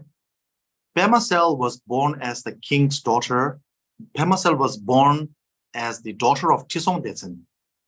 And Tisong Detsen happens to be the king of Tibet. And for that reason, she was considered a princess. Okay. So listen, so hear me out. I will just repeat. She was born as the daughter of Tisong Detsen because Tisong Detsen in his previous life slapped him. In this life, Tisong Detsen is not a low caste worker.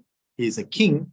So because of that, she was born as Tisong Detsen's daughter, and Tisong Detsen is a king, so she was a princess. So the cause for her being born as a princess is different, and her being born as the daughter of Tisong Detsen is also different. So when we talk about cause and condition, it's not just one cause that brings all the result. So for example, me being born as, identified as Tongkhor Rinpoche and all that, as a monk and everything. So for each of different formations in my life, my intellect, my eyesight, my ears, my appearance, the looks, each has different cause and condition. It's not just one thing. Oh, just because I did one good thing, I was born as a human being. Not like that. So many different cause and conditions come into play. So Pemacel to be born as the king's daughter is actually her good fortune. Pema Cell to be born as Tizon Delzin's daughter is actually her misfortune. So, okay, so Pema Cell in her previous life has done many good things and many bad things. And so one of the good thing, many of the good karma resulted in her being, so that is actually not her immediate previous life. The fly is not her immediate previous life. It's one of her, in number of, she has taken many other births prior to being born as the Princess Pema Cell, okay? So the one immediate to being born as a Pema Cell, before she was born as the king's daughter, that lifetime, the one immediate to that one, so she had a good karmic, we call that, at the time of death, we always tell people to have a positive thought like that. So she has many positive actions. She has many positive karmic actions accumulated in the past. And at the time of her death, she was able to kindle, to reactivate those good karmic deeds at the time of her death in her previous life, the immediate previous one. And that actually resulted her in being born not only as a human being, but in an upper caste royal family. Okay. At the same time, her karmic seed of the karmic seed, at the same time, there's the karmic seed of Tizon Delzin, whom he has to pay for the fly and all that. So that also happened to culminate at the same time, and that actually happened. So basically, what I'm trying to say here is, when we talk about karmic accumulation of the karmic effects, we're not talking about just one karma. So there are many different karma, because in our lifetime we do so many things: good things, bad things, neutral things. So they all have a result. If you just do a neutral thing, there's a neutral result. Good things, good result. Bad things, bad result. So all those multiple karmic accumulations come into the form of the life that you have. So you asked, one question is that why only this particular fly, not other flies, right? So he might have killed many other flies. Why only she was born? Why not the others? So as I said, so the exact, the karmic, the functions of karma is extremely intricate. So the exact detail of karmic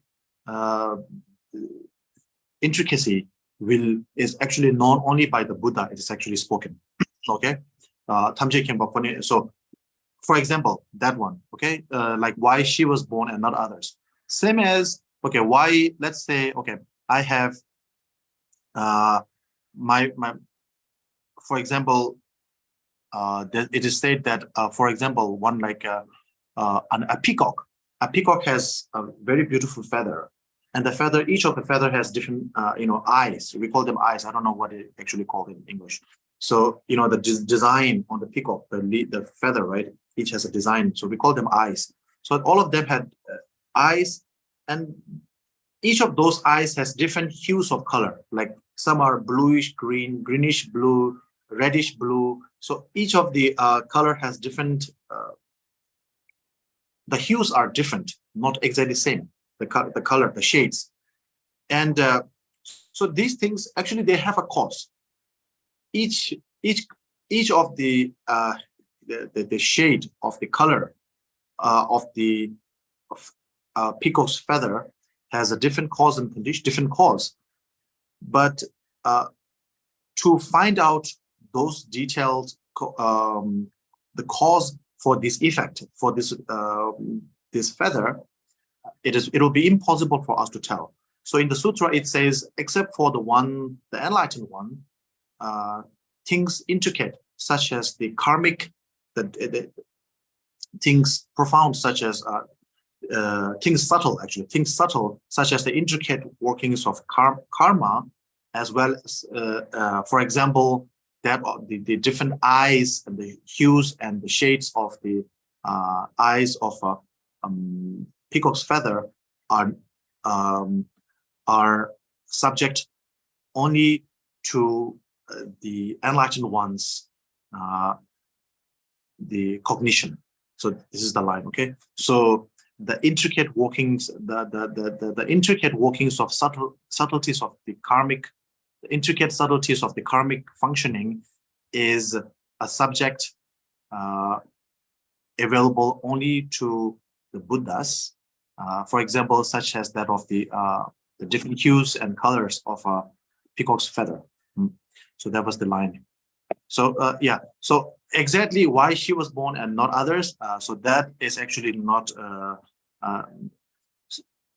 I don't know about that, right? So, but she was born because of that we know.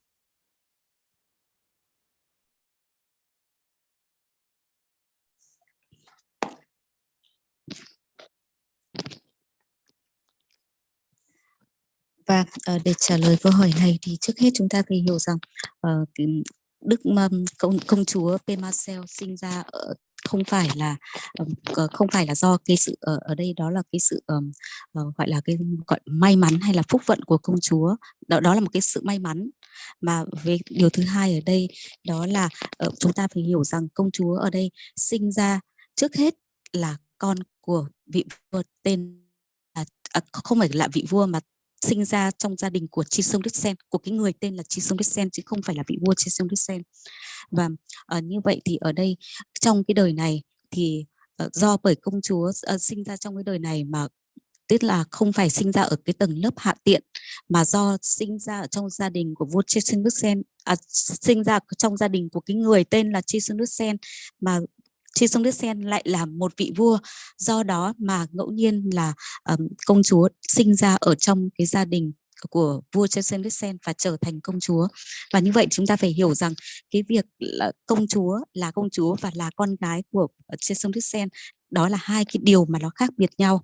Và ở đây như chúng ta cũng biết rằng để có thể có một cái định hình gì đó hay là một cái điều gì đó cần phải rất là nhiều các cái nguyên nhân khác nhau. Ví dụ như là ở đây thầy cái việc mà thầy là một vị tăng không phải là bởi vì thầy cái sự xuất hiện của cái hiện tướng của thầy, rồi là mắt, rồi là do cái sự thông minh của thầy, rồi do các căn của thầy, mà ở đây nó là tổng thể, nó là cái sự để làm một vị tăng là thầy phải có một cái sự kết hợp bởi rất nhiều các cái duyên khác nhau. Và như vậy chúng ta cần phải hiểu trước hết ở đây công chúa sinh ra trong gia đình của vua Chi Sông Đức Sen không phải là một cái sự phúc vận, mà đây chính là một cái sự bất hạnh bởi do một cái sự kết nối nghiệp giữa con ruồi và cái vị vua Chi Sông Đức Sơn đời trước. Và công chúa Pema-sel này đã làm rất là nhiều các cái thiện hạnh cũng như là bất thiện hạnh khác, chứ không phải là một cái điều mà nó chỉ là đơn giản như là một cái nguyên nhân mà thôi.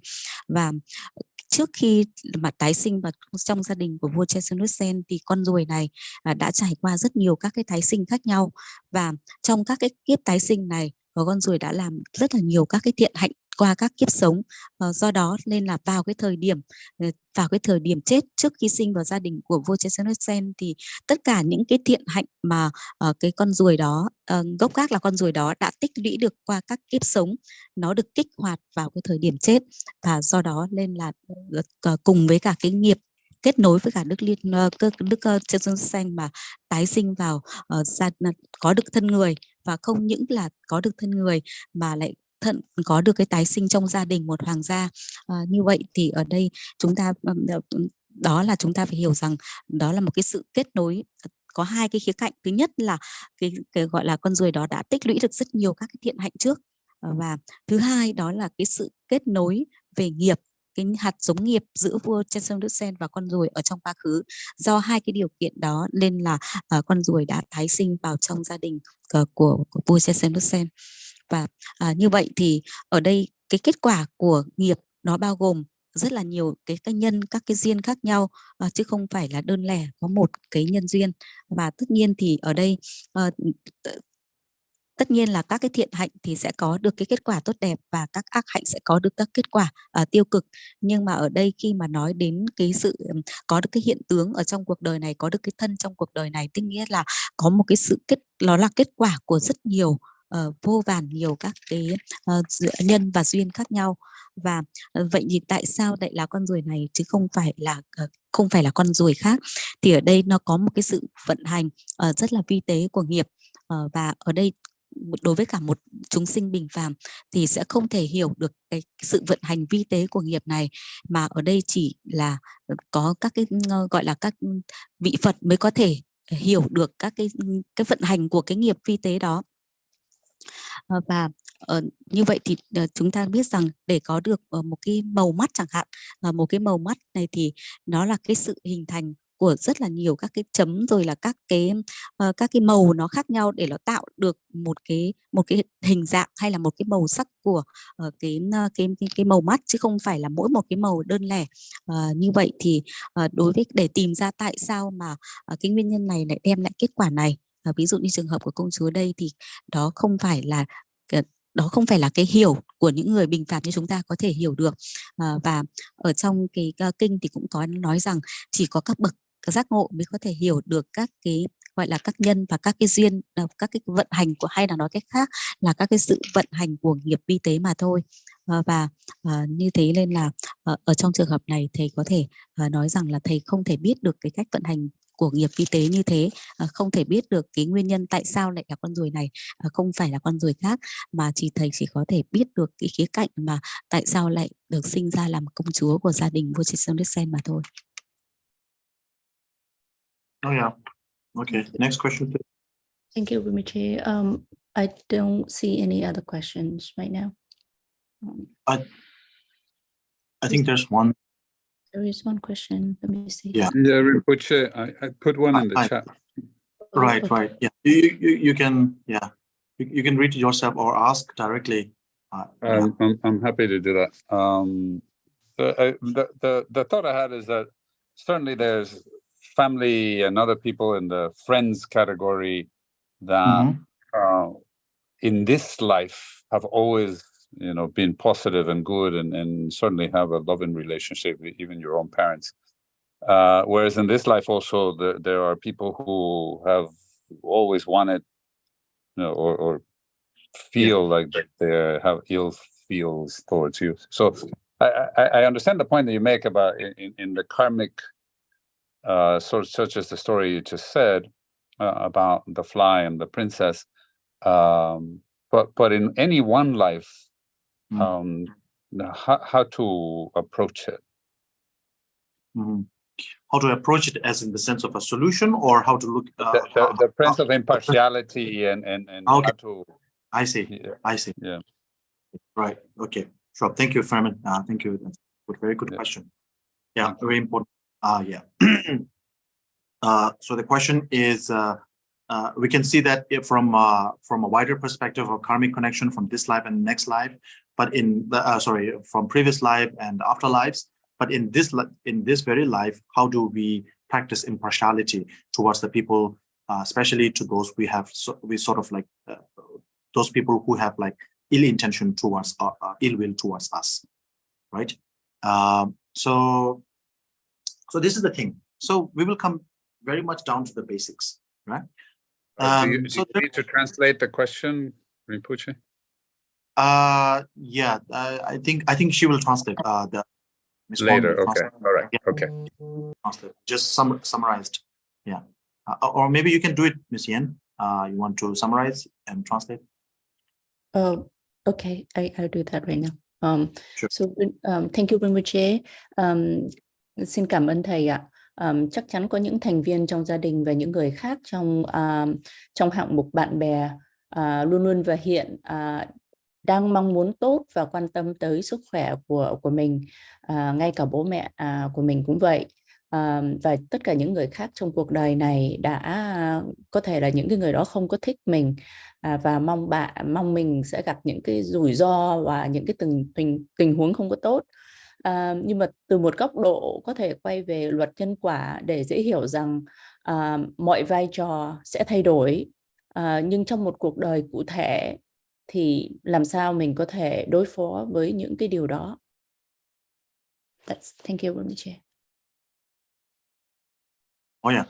So the first thing is, first Okay, very first thing, the first step is to have recognition, to realize, to have realization. So when we realize, so what we need to realize is, just as we covered a little earlier, that those whom we consider to be very good people, like our friends and allies, they are not necessarily absolute good, right? Like in our previous lives, in a right, like what happened. So those whom we also consider as negative are not absolutely evil or negative.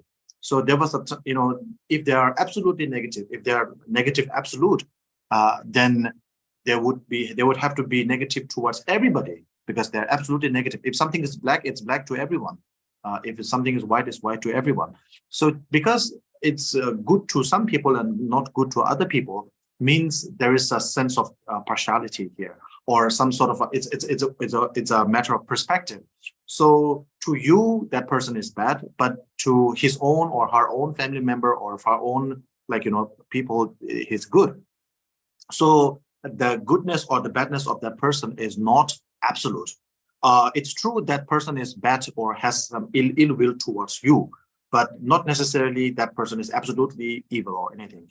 So once we know that that person is holding ill will towards you only, or to you and to your people, but not to everybody, then you are able to, the first unlocking of the unlocking of the grid is that you're able to see that that person is not absolutely bad, or it's being bad towards you only.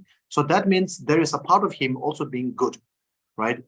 So he's, for example, someone is cheating on you. That means that person is cheating on you, which is a bad thing. But at the same time, he's cheating to benefit his family or himself or anything like that. So I'm not saying cheating is a good thing, but there is a intention. So there is the person who is doing the cheating from his own or her own point of view, he's doing it to benefit his family or whatever.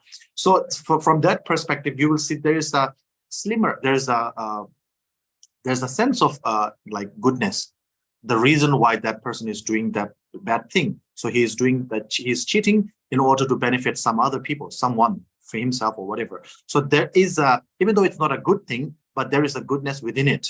So to see that goodness within, so once we are able to see that, then our hatred or our sort of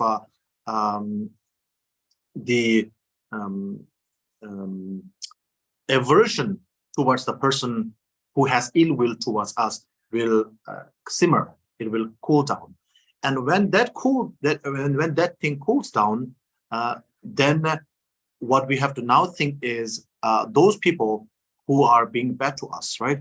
Is it their very nature? So some people, by very nature, we cannot get along with them at all. So if it's their very nature, if it's in their very essence, then we cannot change that. We cannot change people. We cannot change other people in general. But there are two types of sort of actions. One action comes from the very essence, very naturally, and the another essence is actually adopted one.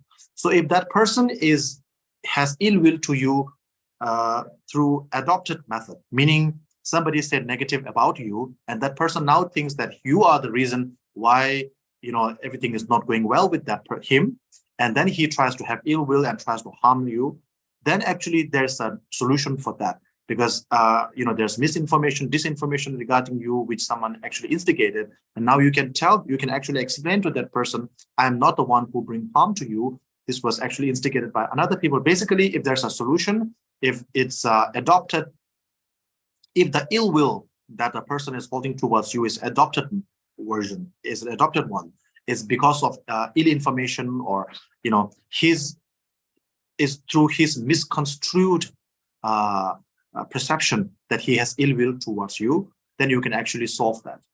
If the person has ill will towards you, no matter what, no reason, he just don't like you at all, then there's no solution. You have to let it be as it is. So first of all, you have to be aware of this sort of, once in order to simmer down, in order to cool down your anger or whatever that you have towards the person who is harming you, you need to think of something good about that person. Even if he's doing a bad thing, he's think it like, oh, he's doing a bad thing, but he's doing it for his family, whatever. And then to sort of reason to use logic in that sense, and sort of cool your anger down, And once your anger is down, then you have to look for the actual solution. The solution is the actual solution. So the solution is either you can solve it or not. If it's in their very nature to dislike you, you cannot solve it. Then we actually call it sort of a karmic. We call it the karmic culmination, actually. So in many previous lives, you guys have been at each other's throat for so many lifetimes, and even in this lifetime, when you see each other, you can't bear to see each other. So this happens. So in this case, there's nothing you can do. In the other case where you can, if you for example, you have a good connection, good relation before, and afterwards something happened, and then no more good relation, then there's a reason behind it. So you have to look at what that reason is, and when you find that reason out, and then by solving that reason, which actually made that person have ill will towards you, you will actually be able to address that situation.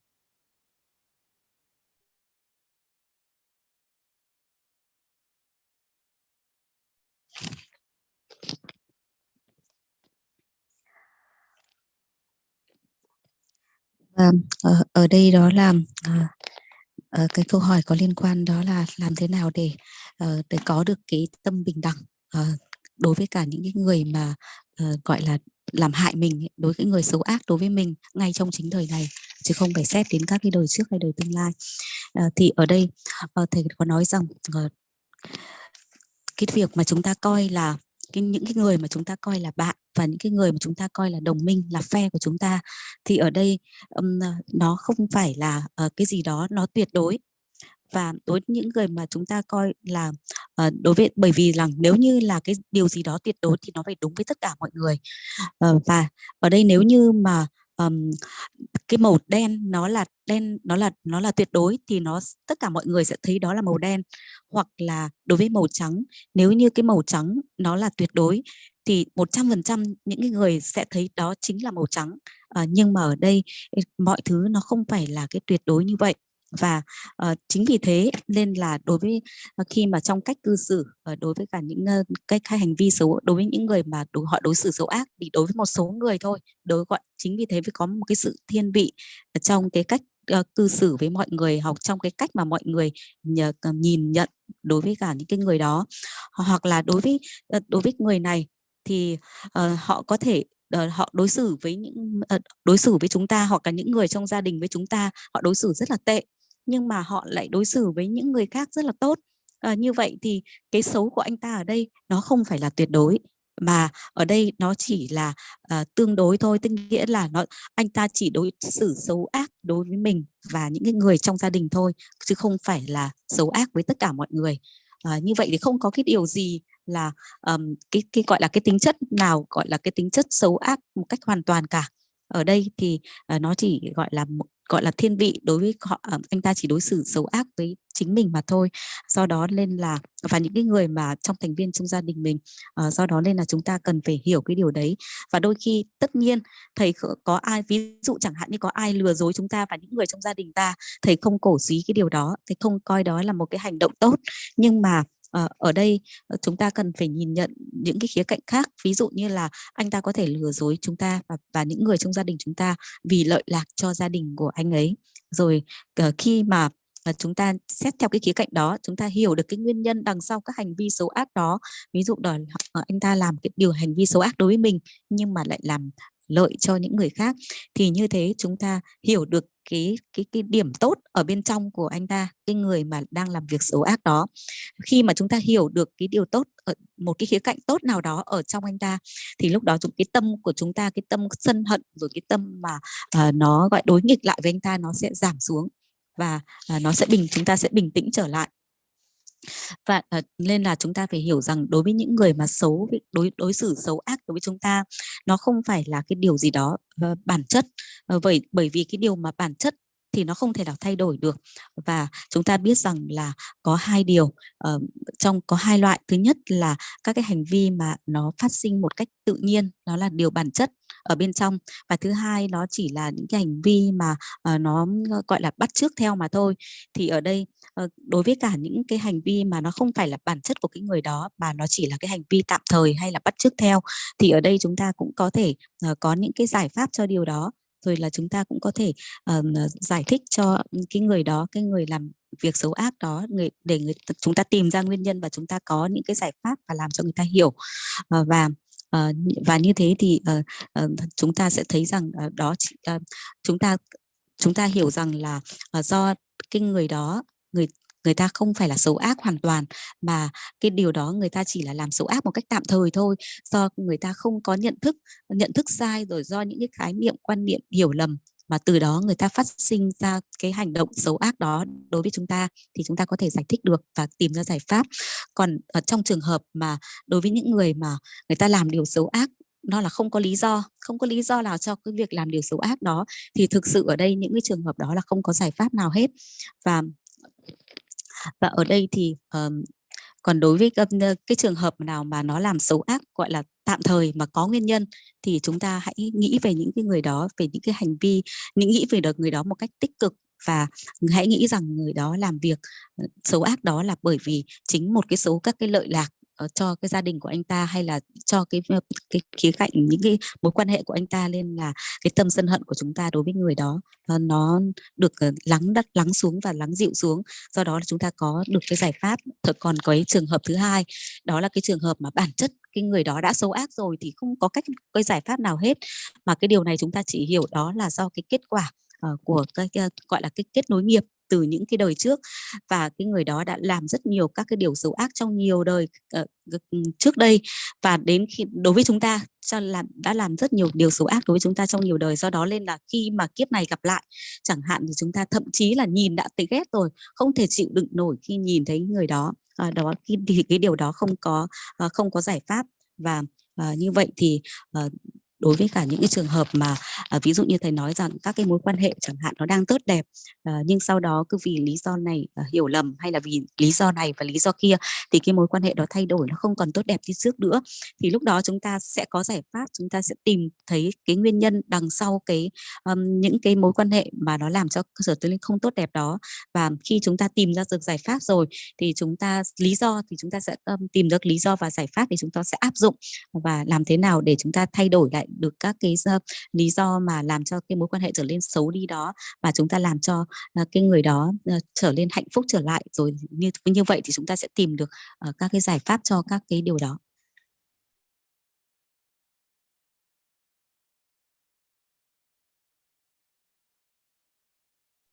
Okay. Thank you so much, everyone. Now we will do the dedication.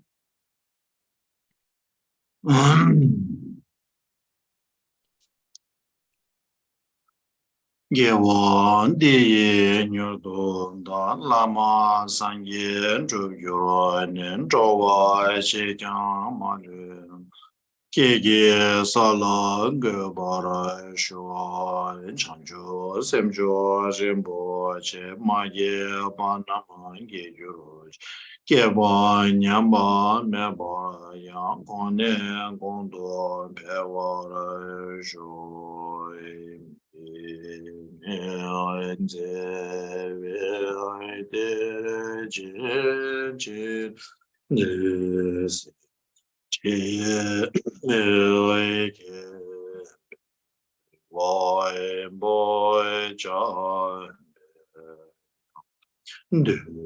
boy my jo my I sign Ange ge zoi ge zoi sai dai be shabai lai soi wai de mi me ze ve de chene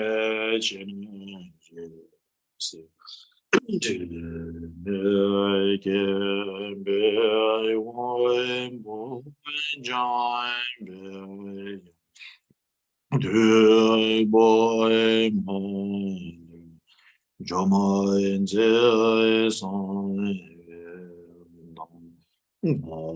Jenge Be Zoi Gen Zoi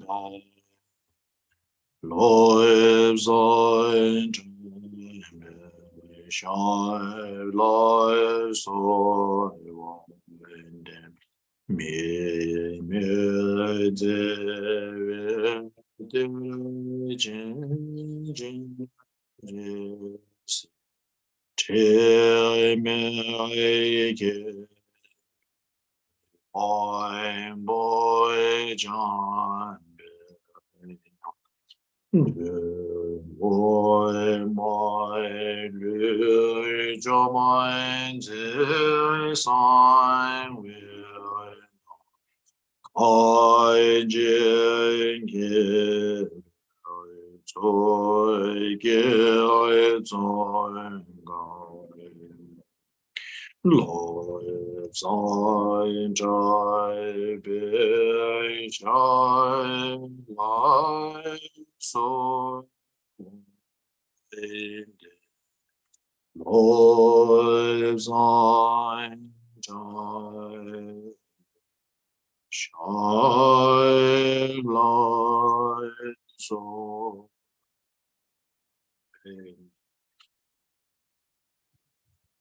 Zembe Nyingbo Zembe Nama Bơ Cư Con Trang Châu Lộp Son Chô Khi Cơ Chúc Trên Ghế Phô Trên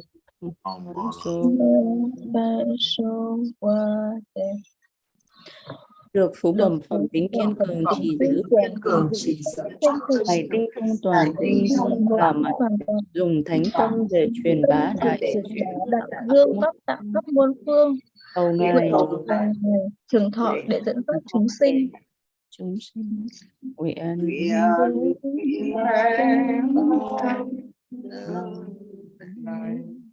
hướng về khắp tất cả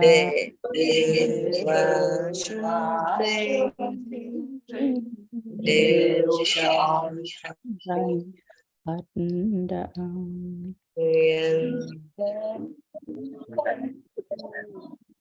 Thank you, Rinpoche.